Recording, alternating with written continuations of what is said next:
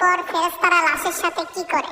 যখন লাশটিকে দাফন করে আপনজনরা চলে যায়, তখন সেই লাশের সাথে কি করা হয়, আর কবরে ফেরেশতারা এসে কি বলে। এবং ভিডিওর শেষ অংশে আমরা জানবো যে দোয়াটি পাঠ করলে কবরে ফেরেশতাদের প্রশ্নের জবাব খুব সহজভাবে দিতে পারবেন।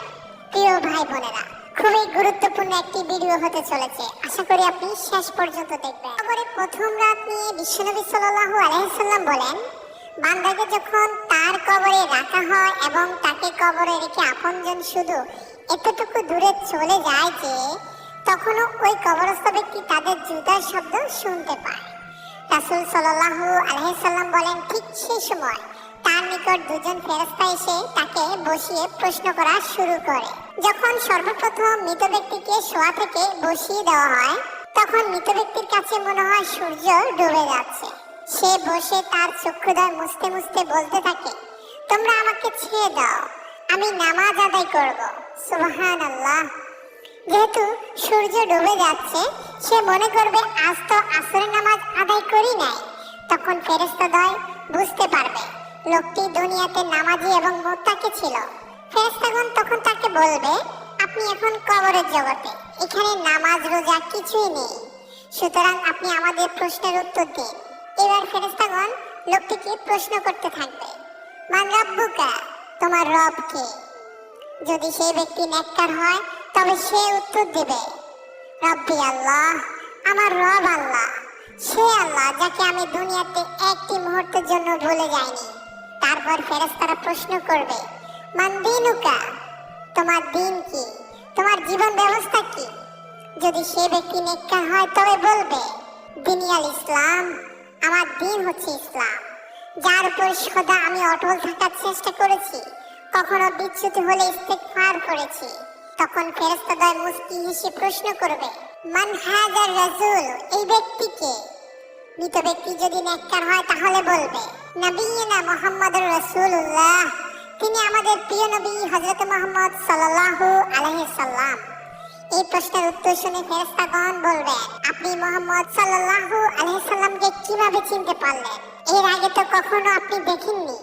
মুমিন বান্দা বলবে, আমি আল্লাহর কিতাব পড়েছি এবং তার প্রতি ঈমান এনেছি, তাকে জীবনভর এতটা অনুসরণ করেছি যে হৃদয়ে তার ছবি এঁকে নিয়েছি, আর আল্লাহ পাকের হুকুমে তাকে এখন আমি চিনতে পেরেছি। সুবহানাল্লাহ। প্রত্যেক মানুষকে মৃত্যুবরণ করতে হবে, মৃত্যু থেকে পালিয়ে থাকার সুযোগ কারো নেই। মৃত্যুর পর মুমিনের প্রথম গন্তব্য কবর। যে ব্যক্তি ভালো আমল করবে এবং আল্লাহর সঙ্গে সাক্ষাৎ করার জন্য প্রস্তুতি নেবে, কবর তার জন্য সুখ ও আনন্দের ঘর হবে। আর যে ব্যক্তি খারাপ আমল করবে এবং আল্লাহর আনুগত্যের ক্ষেত্রে ত্রুটি করবে, কবর তার জন্য অন্ধকার ঘর হবে। এজন্য আল্লাহ তাআলা বলেন, কবরে মুনকার নাকির ফেরেশতার প্রশ্নের উত্তর তারাই দিতে পারবে যারা মৃত্যু পর্যন্ত ঈমানের পথে প্রতিষ্ঠিত ছিল। আর যারা ইহকালের পথে ঈমানের পথে প্রতিষ্ঠিত ছিল না, মৃত্যুর পর তারা মুনকার নাকিরের সওয়াল জবাব শুধু বলবে, লা আদ্রি, লা আদ্রি, আমি কিছুই জানি না, হায় আফসোস, আমি কিছুই জানি না, আমি তো কিছুই বুঝতে পারছি না। সুতরাং মুমিন বান্দা প্রশ্নের উত্তর দেওয়ার সাথে সাথে আল্লাহ তাআলা ঘোষণা করবে, আমার বান্দা সত্য বলেছে, অতএব তাকে জান্নাতের বিছানা বিছিয়ে দাও, তাকে জান্নাতের পোশাক পরিয়ে দাও, এছাড়াও তার কবরে জান্নাতের দিকে একটি দরজা খুলে দাও। সুবহানাল্লাহ। তারপর তার দিকে জান্নাতের সিদ্ধকর হাওয়া ও সুগন্ধি প্রবাহিত হতে থাকবে এবং ওই দরজা তার সীমা দৃষ্টি পর্যন্ত সুপ্রশস্ত করে দেওয়া হবে। সুবহানাল্লাহ। বিশ্বনবী হযরত মুহাম্মদ সাল্লাল্লাহু আলাইহি সাল্লাম আরো বলেন, মৃত ব্যক্তির কাছে একজন সুন্দর সুরভিত উত্তম পোশাক পরিহিত সুশ্রী ব্যক্তি আগমন করে বলবে, সুসংবাদ গ্রহণ করো, যা তোমাকে আনন্দিত করবে, আজ তোমার প্রতিশ্রুত দিন। ওই সুন্দর চেহারাদারী সুসংবাদ দাতাকে মুমিন বান্দা প্রশ্ন করবে, আপনি কে? সে বলবে, আমি হলাম তোমার নেক আমল। মুমিন বান্দা শুনে বলতে থাকবে, কিয়ামত সংঘটিত হয়ে যাক, কিয়ামত সংঘটিত হয়ে যাক। হাদিসটি মুসনাদে আহমদে। কেননা সে জানে প্রকৃত জান্নাত কিয়ামত দিবস সংঘটিত না হওয়া পর্যন্ত পাওয়া যাবে না। তখন ফেরেশতাগণ বলতে থাকবে, আপনি ঘুমান।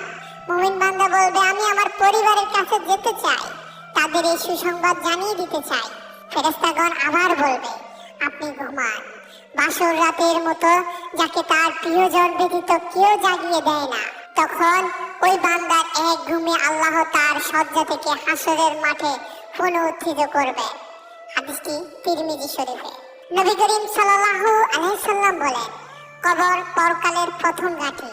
কেউ যদি এখান থেকে মুক্তি পায় তাহলে পরবর্তী ঘাঁটিগুলো তার জন্য সহজ হবে, আর কেউ যদি কবর থেকে মুক্তি না পায় তাহলে পরবর্তী ঘাঁটিগুলো তার জন্য আরো কঠিন হয়ে যাবে। নবী করিম সাল্লাল্লাহু আলাইহি সাল্লাম কাফেরদের মৃত্যু প্রসঙ্গে বলেন, তার রূহকে তার শরীরে ফিরিয়ে আনা হয় এবং দুজন ফেরেশতা এসে তাকে বসিয়ে প্রশ্ন করে, তোমার রব কে? সে উত্তর দেয়, হ্যাঁ আমি তো কিছুই জানি না। তারপর তারা আবার প্রশ্ন করে, তোমার দিন কি? সে বলে, হ্যাঁ আমি কিছুই জানি না। তখন ফেরেশতাগণ আবারও প্রশ্ন করে, এই লোকটি তোমাদের মধ্যে প্রেরিত হয়েছিল তিনি কে? তখন ওই ব্যক্তি বলে, হ্যাঁ আমি তো জানি না, আমি তো তাকে চিনি না। তখন আকাশের দিক থেকে একজন ঘোষণাকারী ঘোষণা করেন, তার জন্য জাহান্নামের একটি বিছানা এনে বিছিয়ে দাও এবং তাকে জাহান্নামের পোশাক পরিয়ে দাও, আর তার কবরের সাথে জাহান্নামের একটি দরজা খুলে দাও।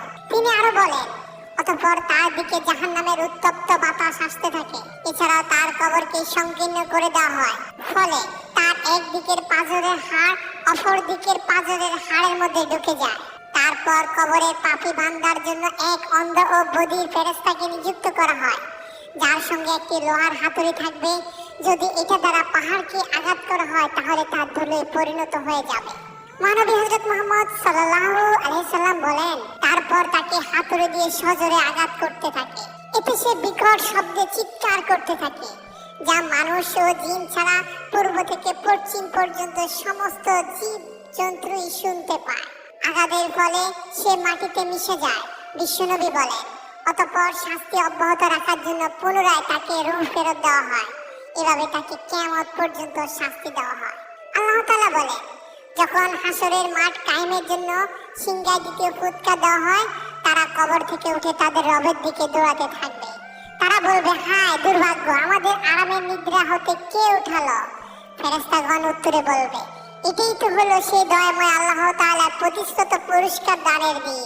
রাসূলগণ যেই সত্য ওয়াদা দিয়েছিল তোমাদেরকে, মুমিন বান্দারা তাদের আরামের ঘুমে ডিস্টার্ব হওয়ার কারণে এই প্রশ্নটা করবে যে কে আমাদের এই আরামের ঘুমটা ভাঙলো? এত সুন্দর, এত মিষ্টি, এত সিদ্ধকর একটা ঘুম, এই ঘুম থেকে কে উঠিয়ে দিল আমাদের? যখন জানতে পারবে এই ঘুম থেকে তিনি উঠিয়েছেন, যিনি আসলে এই মুমিন বান্দাদেরকে শ্রেষ্ঠ থেকে শ্রেষ্ঠতর পুরস্কার দিতে চান। অন্তরে এই আশা জাগ্রত হওয়া মাত্র মুমিন ব্যক্তি আনন্দে উচ্ছ্বাসে চারদিকে চিৎকার চেঁচামেচি করে সবাইকে বলতে থাকবে, দেখো আমার ডান হাতটা দেখো, আমার আমলনামা আমার ডান হাতে দেওয়া হয়েছে। আমি জানতাম এমন একটি দিন আসবে, আমি জানতাম। এত উচ্ছ্বাস, এত আনন্দ। আল্লাহ তাআলা বলেন, এটাই তো শ্রেষ্ঠ সফলতা, এটাই তো হচ্ছে প্রকৃত সফলতা, যার জন্য আমাদের প্রতিযোগিতা করা উচিত। এই দুনিয়ার জীবনে অর্থ সম্পদের পিছে প্রতিযোগিতা নয়, প্রতিযোগিতা হবে জান্নাতে যাওয়ার জন্য। সুবহানাল্লাহ। প্রিয় ভাই বোনেরা, আসুন এই পর্যায়ে আমরা জেনে নিই কোন আমল করলে কবরে ফেরেশতাদের প্রশ্নের উত্তর সহজে দিতে পারবে। আমরা একটি দোয়া শিখে নেব।